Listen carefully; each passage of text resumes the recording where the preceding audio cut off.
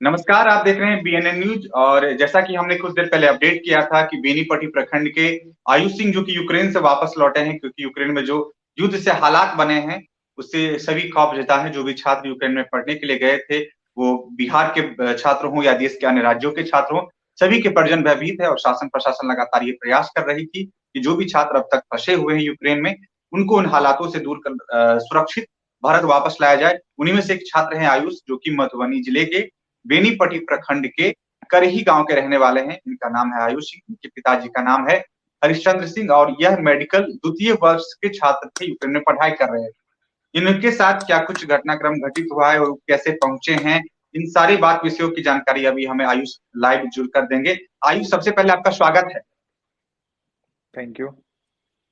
आयुष, कैसे ये हालात बना, और बहुत सारी सोशल मीडिया में ये मैसेज भी जा रहा है कि बहुत पहले सरकार की तरफ से एडवाइजरी जारी कर दी गई थी कि भारत सरकार की तरफ से कि वहाँ के जो छात्र हैं वो वापस लौट आए। छात्रों ने ही गलती की थी वहां पर ज्यादा समय रुक करके। क्या कुछ कैसे हुआ, ये हालात कैसे से बन गए? जी नहीं, जी नहीं, आपको थोड़ा गलत हुआ है। सरकार गवर्नमेंट ऑफ इंडिया यानी कि जो वहाँ का गवर्नमेंट ऑफ इंडिया है, एम्बेसी, उसके तरफ से नोटिस यह था कि आप जा सकते हैं, ऐसे कोई इमरजेंसी सिचुएशन नहीं है। उनके तरफ से लिखा हुआ आया था, if you want to go you can go, if you want to stay you can stay. अगर आपको जाना जी। है तो आप जाओ, आपको नहीं जाना है या आप कैपेबल नहीं है जाने के लिए, टिकट का पैसा नहीं है आपके पास, तो आप नहीं भी जा सकते हैं। मैं खुद की बात बताऊं तो जिस दिन अटैक हुआ यानी कि 24th ऑफ फेब को मेरा खुद का फ्लाइट का टिकट था। शाम को मेरी फ्लाइट थी 1:35 पे, और सुबह जब मैं जगा हुआ था उस दिन पैकिंग कर रहा था रात को लेट नाइट को। तो मैं पैकिंग वैकिंग करने के बाद 5 बजे अपना फोन उठाया तो देखा कि मैसेज आया कि the attack has started on Kyiv. फिर हमारी फ्लाइट कैंसिल हो गई। तो गवर्नमेंट ऑफ इंडिया का फिर जब दोबारा नोटिस आया ना, उसमें 24th को आया कि not safe for Indians, you can evacuate. UK, US, इन जगहों ने अपने सिटीजन्स को बुला लिया था। इन गवर्नमेंट ऑफ इंडिया की तरफ से पुख्ता जो एक होता है ना कि हाँ तुम्हें छोड़ देना चाहिए इमरजेंसी सिचुएशन, ये कभी नहीं बताया गया। बस बताया गया कि तुम्हें जाने हो, तुम कैपेबल हो जाने में तो जाओ। हमने अपना टिकट करवा लिया था 24 को, लेकिन ड्यू टू हालात हम नहीं निकल पाए। तो तो लगभग यहाँ पे आप गवर्नमेंट। लोग को बहुत सारी अभी खबरें आ रही हैं कि छात्र बंकर में रहकर के अपनी जान बचा रहे हैं। तो कैसी स्थिति से हाँ, आपको सामना करना पड़ा जब तक आप वहां से निकले नहीं थे भारत के लिए? नहीं मतलब 24th को वो वॉर स्टार्ट हुआ, तो 24 को तो मैं लवीव शहर में था। मेरे मतलब मैं जिस शहर में रहता हूँ वो लवीव नाम है उसका, और मेरा यूनिवर्सिटी का नाम है लवीव नेशनल मेडिकल यूनिवर्सिटी। तो वो शहर सबसे सेफ शहर है, अभी भी वहां पे कुछ नहीं हुआ है। हाँ, मतलब कि टेस्टिंग के लिए एक बार को अलार्म बजा था शहर में कि अलर्ट अलार्म, तो जब अलार्म बजा था तो हमें बंकर में शिफ्ट होना पड़ा था। तो जहाँ पे हमारा हॉस्टल है वहीं पे बंकर था, तो हम लोग बंकर में शिफ्ट हुए थे। तो बंकर भी काफी अच्छा था, लेकिन और शहर है जैसे कि खार्किव है, वहां पे हालात बहुत गंभीर है। वहां पे मेरे कुछ खुद के दोस्त हैं। तो जब मेरी आखिरी बार बात हुई थी, परसों बात हुई थी जब मैं फ्लाइट बोर्ड कर रहा था वहाँ यहाँ इंडिया के लिए, तब मेरी बात हुई थी।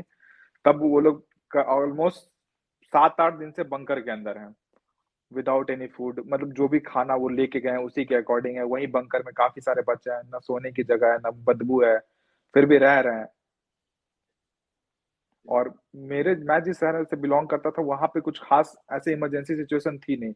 लेकिन जब 24 को वॉर स्टार्ट हुआ तो हमने एम्बेसी पे प्रेशर बनाया, तो फिर 25 को नोटिस आया कि इफ यू विल, अगर तुम्हारे पास है ऐसे तरीके जिससे तुम बाहर जा सकते हो, निकल सकते हो यूक्रेन से, तो तुम निकल सकते हो। फिर हमें, हम जिस शहर से रहते हैं वहां से पोलैंड तक बाई कार 2 आवर्स के डिस्टेंस पे, 2 से 3 घंटे की ड्राइव पे है। तो हमने सोचा, मतलब मेरे साथ कुछ सीनियर थे, मेरे खुद के ईयर के थे और मेरे से जूनियर भी थे। सबका प्लान बना कि हम लोग चलेंगे, बाई कार चलेंगे यहाँ से और होपफुली पहुंच जाएंगे। लेकिन जब हमने कार वार किया, निकला कुछ खाने के सामान, और जब वॉर स्टार्ट हुआ था तो हमने काफी सारा फूड स्टोर कर लिया था कि क्या पता हम नहीं निकल पाए। तो 24 को ही ऑलमोस्ट हमने 5-6 हजार की शॉपिंग कर ली थी कि हमें क्या पता रहना पड़ जाए अभी तो लॉन्ग टर्म के लिए। तो हमने फूड वूड खरीद के रख लिया था। लेकिन 25 को फिर प्लान बना, नोटिस आ गया एम्बेसी का कि तुम निकल सकते हो तो निकल जाओ। तो हमें कहीं से सूचित हुआ कि अब पोलैंड बॉर्डर से इजीली जा सकते हैं हम लोग। तो हमने सोचा कि निकल सकते हैं तो यहाँ रुक के बेवकूफी क्यों करें। फिर हमने प्लान बनाया कि हम लोग निकलते हैं, तो बाई कार हम लोग निकले पोलैंड बॉर्डर के लिए। लेकिन पोलैंड बॉर्डर पे पहुंचने के लिए इतनी ज्यादा ट्रैफिक थी कि एक टाइम के बाद हमने खुद बोल दिया ड्राइवर को कि आप रहने दो, हम यहाँ से पैदल चले जाएंगे। तो जहां पे हम लोग उतरे वहां से ऑलमोस्ट 35 किलोमीटर पैदल चलना पड़ा हमें। विदाउट एनी, कहीं बिना रुके हुए। और जो खाने का सामान उतना तो हम लोग लेके नहीं जा सकते थे, तो हमने उसको, जो हमारे हॉस्टल में स्टाफ लोग थे, उनको डिस्ट्रीब्यूट कर दिया कि तुम लोग तो यूक्रेनियन हो तो तुम्हें यहीं रहना है, तो तुम लोग रख लो। फिर भी कुछ कुछ बिस्किट्स, चॉकलेट्स, ये सब लेके, प्रोटीन बार लेके हम लोग निकले कि होपफुली पहुंच जाएंगे, पानी वानी। लेकिन हमें इतनी ताकत नहीं बची थी कि हम सारा खाना को लेके ट्रैवल कर सके पैदल 35 किलोमीटर। हम रास्ते में थोड़ा यहाँ फेंका, थोड़ा वहां फेंका करके किसी किसी तरह से पोलैंड बॉर्डर तक पहुंचे, मरते पड़ते, क्योंकि एक तो गर्मी लग रही थी चलने की वजह से, और माइनस में टेम्परेचर था, तो थोड़ा देर के लिए भी रुकते थे तो पूरा बंदर ठंडा हो जा रहा था, और फिर चलते थे तो फिर गर्म हो जाता था। तो मेरे खुद के ग्रुप में हम लोग 4 लोग को कंटिन्यूली बुखार था। 102, 101, 103 ऐसे पूरे ट्रैवलिंग के दौरान बुखार रहा। फिर किसी भी तरीके से हम लोग सेनी बॉर्डर पड़ता है पोलैंड और यूक्रेन का, वहां पहुंचे। तो वहां पे अभी ये हो गया था कि इंडियंस लोगों के साथ डिस्क्रिमिनेशन चल रहा था, उन्हें अंदर नहीं जाने दे रहा था, बस रोक के रख लिया था कि रुके रहो रुके रहो। ऑलमोस्ट रुकने की बात करें तो 2 चेक पॉइंट थी बॉर्डर क्रॉस करने से पहले। तो पहले चेक पॉइंट पे तकरीबन 5 घंटा मैं खुद, मतलब मैं सबसे आगे था, हम 8-9 लोगों की ग्रुप थी, हम लोग सबसे आगे थे इंडियन कम्युनिटी में, तो हम लोग खुद ऑलमोस्ट 7-8 घंटे वहां पे खड़े रहे कि कब मौका मिले कब मौका मिले। फिर किसी तरह से थोड़ा इधर उधर दिमाग लगा के हम लोग क्रॉस किए। उसके बाद जब सेकेंड चेक पॉइंट पे गए, तो वहां पे हमारे साथ कुछ लड़कियां थी, तो हमने लड़कियों को पहले किसी तरीके से अंदर दाखिला करवा दिया कि तुम लोग चलो, हम लोग तो लड़ झगड़ के आ जाएंगे। उनको, लड़कियां को अंदर करने के बाद लड़कों को बैन कर दिया गया कि नो बॉयज कैन एंटर। अब प्रॉब्लम ये थी कि सब हम लोग साथ में थे, अकेले अकेले जा नहीं सकते करना। फिर बहुत मुश्किल हुआ वहां। फिर सेकेंड चेक पॉइंट पे ऑलमोस्ट 7-8 घंटे फिर से रुकना पड़ा हमें, बिना खाना बिना पानी के, क्योंकि और भी जो कंट्री के लोग थे ना, वो लोग डिस्टरबेंस क्रिएट कर रहे थे। जैसे बहुत सारे अफ्रीका, नाइजीरिया, यहाँ यहाँ के लोग थे, वो लोग डिस्टरबेंस क्रिएट कर रहे थे। इंडियंस में भी सिर्फ स्टूडेंट नहीं थे, वहां पे इमिग्रेंट्स भी थे। अब उनका क्या था कि हमें तो डायरेक्ट इंडिया आना था, लेकिन उनको चाहिए था रेफ्यूजी, और उन्हें पोलैंड में रहना था। तो उस वजह से वो लोग झड़प कर रहे थे, और उसकी वजह से हमें मौका नहीं मिल पा रहा था अंदर जाने का। फिर हमने कुछ तिकड़मबाजी करके फिर हम उसके अंदर भी घुस गए। फिर वहां पे ऐसा स्थिति हो गया कि वहां और ज्यादा डिस्क्रिमिनेशन हो रहा था इंडियंस के साथ, कि हम लोग जब, ये कमरा का गेट है, यहाँ पे वीजा स्टैंप लगेगा हमको, वहां गेट तक पहुंच जा रहा है, फिर हमको भगा दिया जा रहा है कि go back go back go back करके, फिर बहुत पीछे कर दे रहा है। तो यहाँ पे ऑलमोस्ट 14-15 घंटे बिना किसी खाने का, बिना किसी पीने का, ना वॉशरूम है, और ठंड माइनस में, ओस कंटिन्यूअसली गिर रहा है, हवा बहुत तेज चल रहा है, कुछ जगह नहीं। हम लोग कपड़े भी कितने ही लेके जा सकता है इंसान, क्योंकि एक तो पैदल चलना था, तो कोई कपड़ा लेके आया नहीं था। एक जैकेट पहन रखा था हमने, वही, और उस जैकेट से इतनी ठंड थी कि उस जैकेट से वो रुकने वाला नहीं था। काफी बच्चे तो ऐसे हो गए कि अधेस स्थिति में हो गए, कि उनको, हमें उठा उठा के, अपने अपने जैकेट उठा उठा के उनको होश में लाना पड़ा। इतने ठंड में भी पानी के छींटे मार के जगाना पड़ा, लेकिन स्टिल किसी किसी तरीके से जब हम उस बॉर्डर पे सुबह पहुंचे थे, यानी कि आज सुबह पहुंचे थे सेनी बॉर्डर पे, और अगले सुबह 6-6:30 बजे, बॉर्डर 7 बजे, एक्चुअली 7 वहां के टाइम के अकॉर्डिंग 7 बजे मैंने पापा को कॉल किया कि मैं अब बॉर्डर स्टैंप लग के मैं बॉर्डर से बाहर आ चुका हूँ। फिर उसके बाद हमें, उसके बाद फिर हम, मतलब यूक्रेन तो छोड़ चुके थे, क्योंकि यूक्रेन का स्टैंप, एग्जिट स्टैंप लग चुका था यूक्रेन छोड़ के। फिर हमें 2 2 मिनट का पैदल चलना था वहां से, मतलब ऑलमोस्ट 1 किलोमीटर था। 1 किलोमीटर चल के पोलैंड बॉर्डर आता है, वहां गए, फिर वहां पे स्टैंप लगा, एग्जिट एंट्री स्टैंप, और उसके बाद हम पोलैंड में दाखिला हो गया। पोलैंड में दाखिला होने के बाद वहां पे हमें पिक करने के लिए पंकज गर्ग सर हैं, एम्बेसी के ही हैं, वो थे। उन्होंने फिर हमें बस से, रिजिस्सो करके एक शहर है, मतलब प्रोनाउंस पता नहीं कर पाऊंगा सही से, उसका स्पेलिंग है RZESZOW करके, रिजिस्सो। वहां लेके गया, वहां पे हमारे लिए होटल बुक था।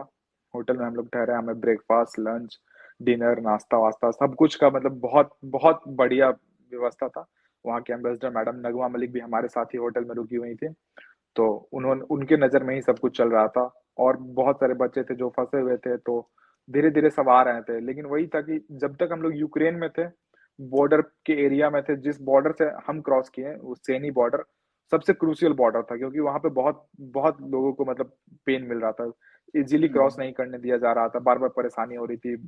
पुलिस वाले भी बदतमीजी कर रहे थे, बच्चे भी फ्रस्ट्रेशन फ्रस्ट्रेशन में आ गए, बदतमीजी कर रहे थे, तो थोड़ा बहुत उस पर इम्पैक्ट पड़ा। बाकी जब फिर बॉर्डर क्रॉस कर लिया तो इजीली क्रॉस कर गए फिर। या पोलैंड तक की कहानी तो यही थी। आयुष, अब जहाँ तक है कि आप पढ़ाई के खातिर वहां पे पढ़ाई की खातिर गए थे यूक्रेन, अपना देश छोड़ जी करके बेहतर शिक्षा ग्रहण करने के लिए। लेकिन अब जो हालात पनपे हैं उसमें बहुत सारे छात्रों के सामने ये सबसे बड़ा सवाल अब ये खड़ा हो गया है, उनकी आगे की पढ़ाई कैसे होगी। आप द्वितीय वर्ष के छात्र हैं, आगे आपकी आधी से अधिक पढ़ाई बची होगी, वो पढ़ाई फिर कैसे पूरी होगी, भविष्य कहीं ना कहीं अभी क्वेश्चन मार्क लगा हुआ है। जी, क्वेश्चन मार्क लगा हुआ है। मतलब अगर हम अपनी यूनिवर्सिटी के माने तो यूनिवर्सिटी की तरफ से अभी तक कोई ऐसा अनाउंसमेंट नहीं हुआ है कि यूनिवर्सिटी हमारा बंद हो रहा है या फिर तुम लोगों को पढ़ाई डिसकंटिन्यू करना पड़ेगा यूनिवर्सिटी से।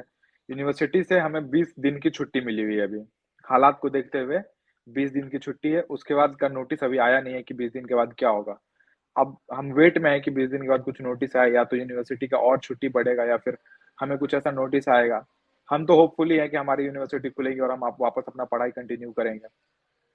ये जो पूरा मसला है छात्रों को भारत वापस लाने का, इसमें केंद्र सरकार पर आरोप प्रत्यारोप लगातार यहाँ पे राजनीतिक दल एक दूसरे पे लगा रहे हैं। कोई जो रेस्क्यू चल रहा है उसको बेहतर बता रहा है, कोई रेस्क्यू पर कटाक्ष सवाल कर रहे हैं। आपके नजर में अभी केंद्र सरकार का कैसा भूमिका है, क्या रोल निभा पा रही है इस सिचुएशन में इंडियंस स्टूडेंट्स के लिए, मतलब या इंडियंस जो छात्र के अलावा और भी लोग जो यूक्रेन में हैं उनके लिए क्या कुछ भूमिका है केंद्र सरकार की आपकी नजर नहीं, जहां तक मैंने जो चीज एक्सपीरियंस किया, फील किया, वहां पे तो हम गवर्नमेंट को कहीं किसी तरीके से घेर नहीं सकते, क्योंकि गवर्नमेंट का जहां तक बन सका है उन्होंने किया है। क्योंकि गवर्नमेंट ऑफ इंडिया जो यूक्रेन में है, तो यूक्रेन में खुद अभी गवर्नमेंट रूल नहीं चल रहा है, मिलिट्री रूल चल रहा है। तो यूक्रेन में तो गवर्नमेंट की कोई सुन ही नहीं रहा है, या तो मिलिट्री का चल रहा है या फिर अब लोग पब्लिक कर रहे हैं। पब्लिक भी जिस जो हर जगह दो तरह के लोग होते हैं, एक अच्छे लोग होते हैं, एक बुरे लोग होते हैं। हमारे यहाँ भी है, वहां भी है। तो बुरे लोग हमें बुरी तरीके से ट्रीट किया और अच्छे लोगों ने अच्छे तरीके से ट्रीट किया। लेकिन जब यूक्रेन का बॉर्डर क्रॉस कर लिया और पोलैंड में आ गए, वहां से मेनली हम गवर्नमेंट के हैंड ओवर हुए। वहां से हमें कोई दिक्कत नहीं हुई है। हमें खाने को 24 घंटा वहां पे बुफे लगा हुआ था, जिसको जो खाना है खाओ। 24 घंटे मेडिकल था, मतलब मेडिकल टीम थी वहां पे, डॉक्टर्स के थे, मतलब हर हर डिपार्टमेंट के डॉक्टर थे। किसी को खांसी आ रहा है तो कोविड टेस्ट कर देते थे कि बी ऑन सेफ साइड।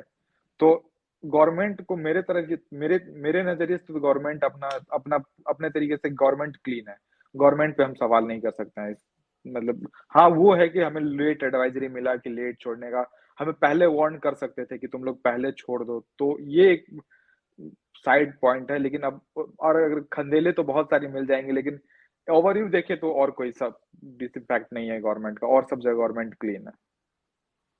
तो ये हमारे साथ थे बेनीपट्टी प्रखंड के करही गांव के रहने वाले, जो कि मूल रूप से करही गांव के हैं, आयुष सिंह। इनके पिताजी का नाम हरिश्चंद्र सिंह है, जिसका परिचय हमने पहले भी इनके बारे में बताया था। और जो भी अभी लाइव में लोग हमें देख रहे हैं उन्हें मैं फिर से बता दूं, ये यूक्रेन से वापस लौटे हैं सुरक्षित सकुशल। केंद्र सरकार को कहीं ना कहीं जो लगातार सवाल उठ रहे हैं उन पे अपनी प्रतिक्रिया उन्होंने दी है कि क्या कुछ सरकार कर रही है, और कैसे इन्होंने ये पिछला जो समय बिताया है, जब से यूक्रेन में हालात बद से बदतर हो रहे थे, उस बीच से निकल करके ये भारत वापस लौटे हैं, अपने घर पहुंच चुके हैं, अपने परिजनों के साथ हैं। और साथ ही हम ये भी जानकारी बता दें कि इनका जो अभी फिलहाल ये मधुबनी के सप्ताह में है, जो कि यहाँ पे उनका आवास है, और उनका जो पैतृक घर है वो करही है, तो वो करही भी लौटेंगे। तो फिलहाल इस वक्त के लिए इतना ही। बहुत बहुत धन्यवाद आयुष का इस लाइव में जुड़ने के लिए। बीनन के तमाम दर्शकों का भी धन्यवाद। धन्यवाद।